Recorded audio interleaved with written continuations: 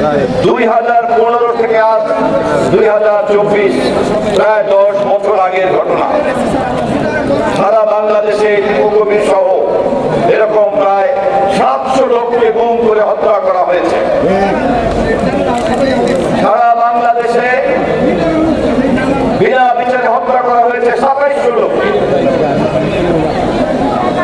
গত জুলাই আগস্টে মাত্র 15 দিনের মধ্যে শেখ হাসিনা হত্যা করেছে 1,500 শিশু, ছাত্র, নারী, নেতা কর্মীকে, সাধারণ মানুষকে। এই কথা আমরা বলছি না, এই কথা জাতিসংঘের মানবাধিকার কমিশন তাদের প্রতিবেদন জমা দিয়ে লিখিতভাবে বলেছে। আপনারা দেখেছেন দৈনিক পত্রিকায়, আপনারা দেখেছেন। জাতিসংঘ বলছে শেখ হাসিনা নিজে এই হত্যার হুকুম দিয়েছে। আপনারা দেখেছেন পত্রিকায় শেখ হাসিনা নিজে বিভিন্ন বাহিনীর প্রধানকে শটগান ব্যবহার করতে বলেছে, রাইফেল ব্যবহার করতে বলেছে,